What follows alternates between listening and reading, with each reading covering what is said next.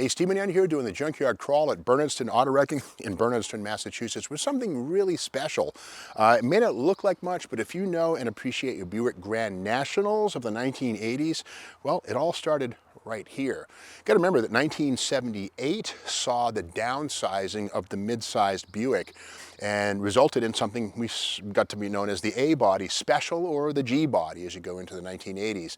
And because these things were a product of the OPEC age, the downsizing also hit under the hood. You got to remember the full-size Buick line, which would have been the LeSabre and the Electra, were downsized in 1977. But for 78, the mid-sized A-body also got the big shrink. About 30% was removed from the mass, the size, the weight of these things, and also under the hood, the bigger engines were eliminated. Now here's the big thing. When they shrank these cars, the idea of using the smaller Chevy inline 6 was out of the question. It was too tall to fit under the reduced cowl and hood line. So they had to do something. So what Buick did, basically, GM in fact, they returned to the V6 architecture. But in order to have some performance, they added the turbo. And once again, 78, 79, first 2 years, this one's a 79.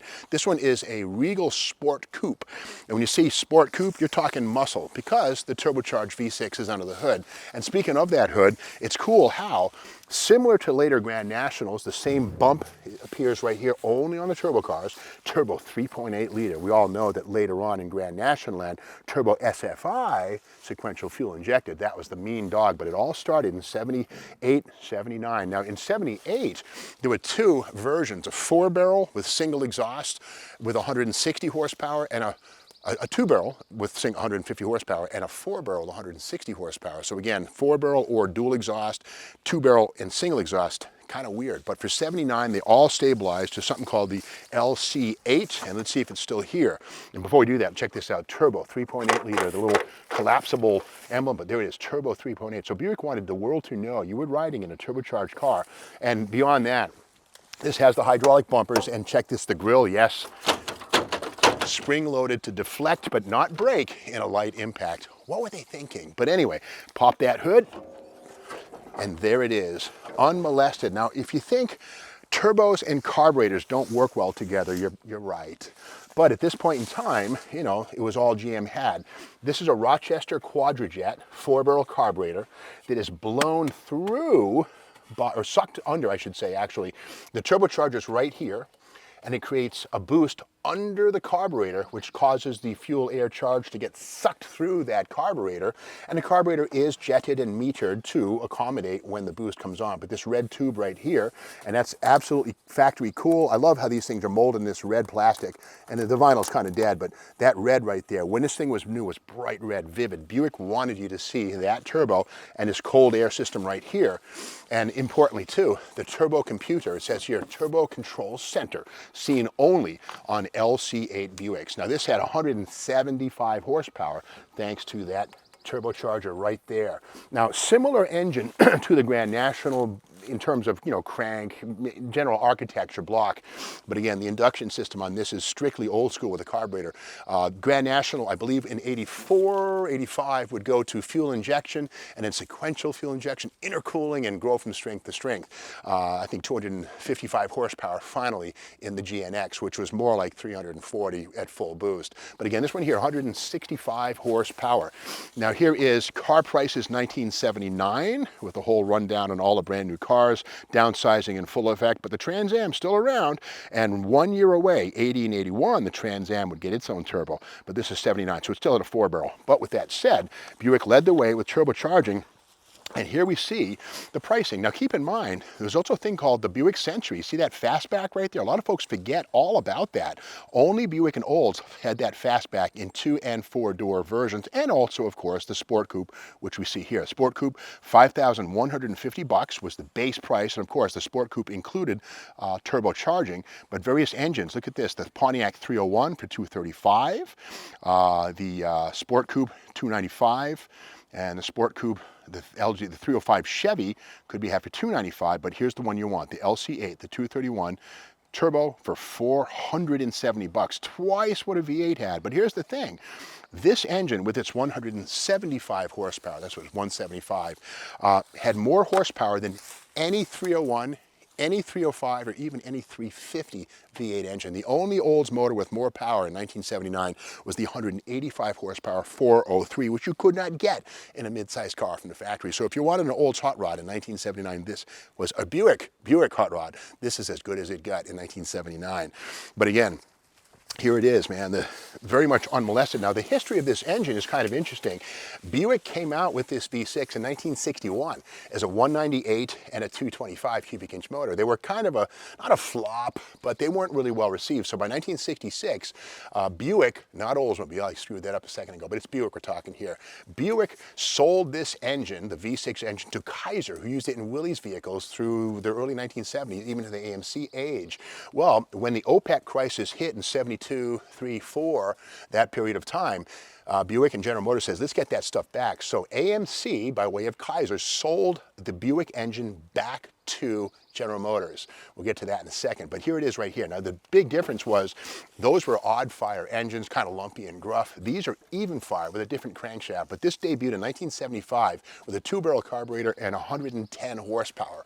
So again, 3 years later with the turbo, 175 horsepower, and they were just getting started. But what a rare treat to see one of these things pretty much unmolested, right down to the red zip tube, the air cleaner box, the Quadrajet still there, the HEI distributor, the computer, all that stuff. And of course, these were always a power brake equipped, of course. This one here, unusual in that it's not an air conditioning car. A little later on, turbo and air conditioner were packaged together, but not in 79. This does not have AC.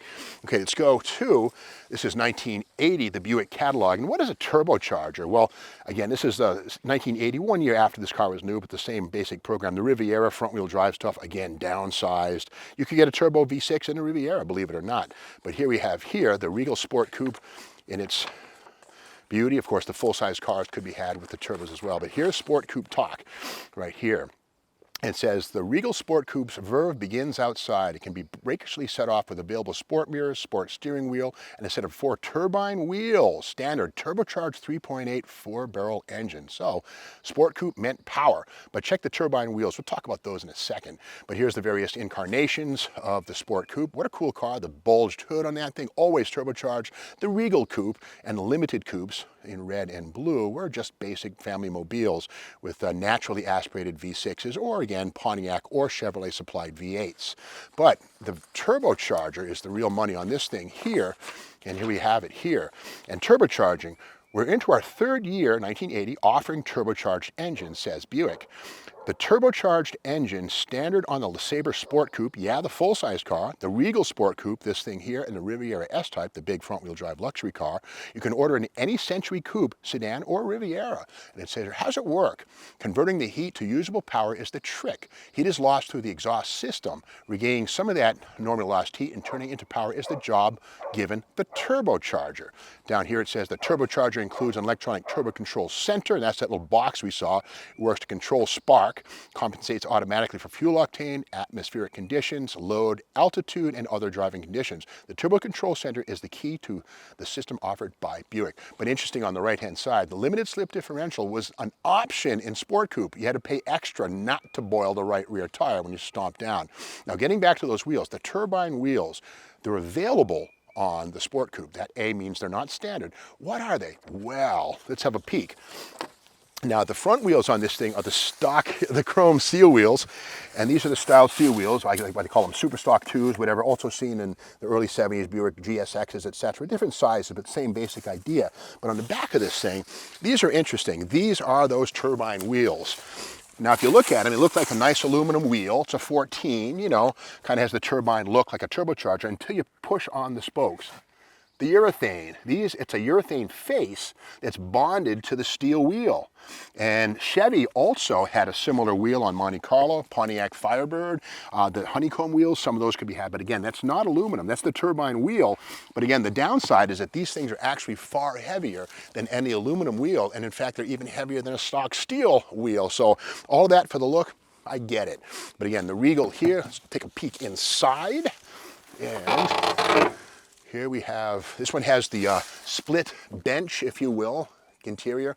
Possible was a console. This one is more family oriented, has the shifter up on the steering column, but the boost gauge down low at about the 4 o'clock position. Interesting, it's not really a boost gauge at all. It just says economy, and not much to take except for when you're in boost. I think on these things the boost was maybe 9 PSI, maybe.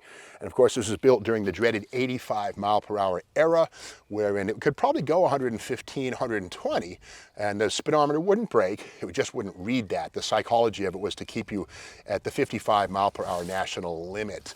Now getting back to V6s, this is Motor Trend right here, June 1976. And do I hear some self-entitled whining? Canceled? What do you mean we're canceled? Anyway, right here on the cover, this is Buick's first foray into telling the world, hey, Buick Turbo V6, here we come. This is the full-size 1976 Buick Regal. You see it right here. Now, there were some pace car versions of this, but for the actual Indy 500 pace car duty, they built a special handful of these, maybe 1 or 2 of these things.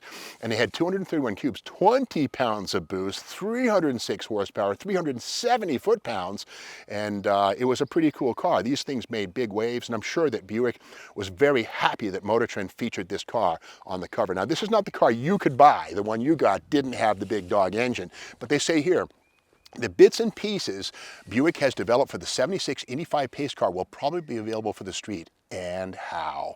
And quite often, they'll pull a publicity stunt like this to foreshadow future stuff. It says here about Indy 500 pace cars, it has to come out of turn 3 at 90, out of turn 4 at 110, and hit the pit entrance at 120. Other than that, there really aren't any specific requirements. So it says here, last year, Buick did a pace car, says the engineer, Tom Wallace. It was the same Century body with a 455. It was strong, but just didn't have the high-speed acceleration. So they went turbo V6 with 20 pounds. It says here, this year we'll have all the acceleration they could want. The turbocharged V6 is almost twice as quick from 90 to 100 as last year's 455 naturally aspirated car. So again, it's an interesting thing that a little engine can be made to behave like a big engine. Of course, turbocharging, first explored by Oldsmobile and Chevrolet with the Cutlass F85 and the Corvair in 1962 and 3, but really came into the mainstream when Detroit was forced to have fuel economy and some degree of horsepower after OPEC. And this is Buick's firing shot, firing salvo, if you will, into the revival of performance. And again, the epitome of this thing was the Grand National, the GNX of 1988. Fast car, but it started right here. Okay, this one here, the trunk is open. The key is here. Let's take a peek and see what we find. Is it Jimmy Hoffa? Gold bars? Okay, lots of not much, but again, we can see the underside of that beautiful light blue metallic. There it is in full gloss. This one has the optional trunk light, kind of cool right there. It helps you to load it. Very crude. The same basic structure was used under the hood as well. Kind of generic. You'd think they'd come up with something prettier than that, but there it is. Takes an 1157 bulb, and the spare tire sits vertically right here. And again, this is a downsized, mid-sized vehicle, and it was all about reducing weight and size as much as possible. The gas tank lives, I believe, right under here. The filler right there. There it has in the center. The good news here is that when you pull up to a gas pump, you don't have to fight about left or right. And look at this, embossed into this plate. Unleaded fuel only. The stickers were gone. That's actually embossed. They don't want you to forget because the catalytic converter will be poisoned by any use of leaded fuel. So again, this one here, a very rare bird. You know, Katie, you are a mean scene stealer. You know that? You really are. Hollywood is that way. Why don't you go now? Anyway, but this year, 1979, second year for the Turbo Buick Legacy. Really a big deal car. This one's kind of rusty, but I dare say, hopefully somebody will see this video and get this thing out of here and put it back on the road or restore it. It's a special car. Well, if you like this video, be sure to subscribe to the Steve Maggs YouTube channel. Give us a thumbs up, share this with your friends, and by all means, hit the bell so you're aware of the next video that comes out tomorrow morning.